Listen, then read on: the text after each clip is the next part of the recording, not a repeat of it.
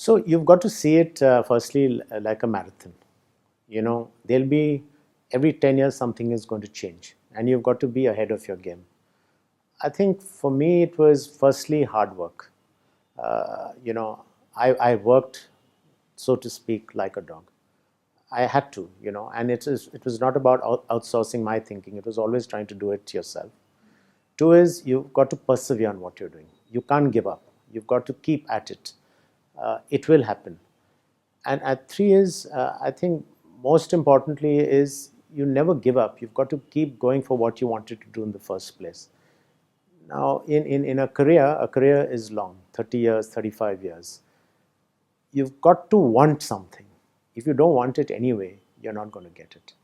And nobody is going to think of, where you want to go. You've got to make sure you articulate it to everybody. And at many instances, I've asked, who wants to be a CEO? And you'll be surprised, in a group of 40 or 50 at senior leadership meetings, 3 hands go up or 5 hands go up. Very disappointing.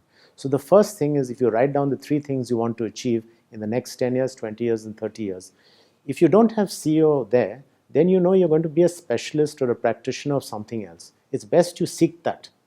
Now, in my case, I wanted to be CEO. In some cases, people may not wish to be a CEO, because with that comes a lot of responsibility, accountability. You're always at the end of somebody asking you, where's the growth, where's the money, what are you doing?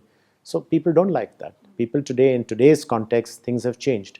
So I just want to just talk about today's context. Today, life is very different, because you can create a category or a company and lose it as fast as you created it.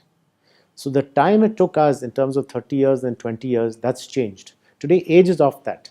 If you're great at what you do and you have a skill which nobody else has, and you're faster, better, cheaper, you're going to do much better, faster. So if you look at, and don't get fooled, all this startup is all a dream. Those figures you see is for very few. You've got to think of yourself as being, you're not going to be the only one who's going to become the next Bansal in the world. Not possible. So you've got to think of, I'm not going to be the next Bansal, what am I going to be? And therefore, are you going to work in a company? What category interests you, whether it's banking or insurance or financial services or private equity? Everybody wants to get rich. It doesn't happen like that. What you need to do is try and understand what you really want to do with a life and a career. One of the things we say is that a rolling stone gathers no gratuity. But today's generation don't care about gratuity. They think they're going to get it somewhere else. And I can tell you, for every person who's over the moon for having been successful, there are a million others who are absolutely demotivated, dejected, because it didn't happen for them.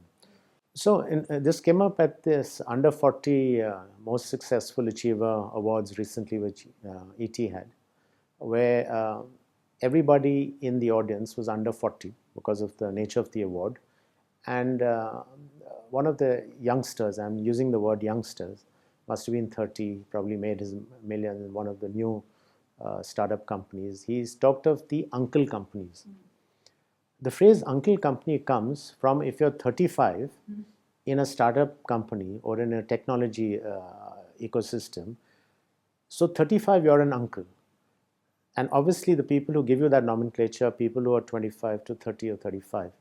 And Mr. Shiv Kumar from Pepsi had this to say.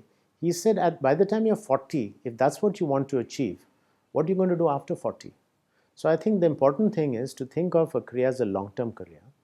But go with your milestones or your goalposts, which you think are important for you. I don't think there's a solution to, wanting your success. What are you going to become? CEO at 30, and then what? Chopping and changing jobs is great if you know why you're chopping and changing it. But don't change it or leave a job just for that, very little money. It doesn't work. It doesn't work at all. I think you should move for an element which adds either value to you, or adds a new skill to you, or a dimension, or makes you a better practitioner in whatever field you are. I think that's the only way it will work. Just to change, and I'll just come back to the advertising agency business. Ours is a business where people are expected to leave. People say that if you've not changed your job 5-6 times, it doesn't really help because you can get a little more money every time you move. But if you look at the people who lead our industry space, they've all been there 30 years, 35 years, all of them. So I think that's the way to go. If that's a success metric, the people who run companies today have been in those jobs for many years.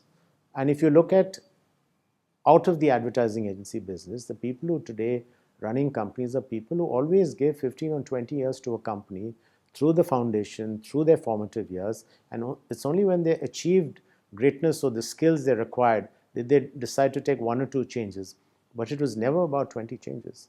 So advice to anybody is get your skills right, understand what you want to do, follow that or follow your dreams, follow your passion, and stay with that. But changing a job for a job change sake is not something I would prescribe.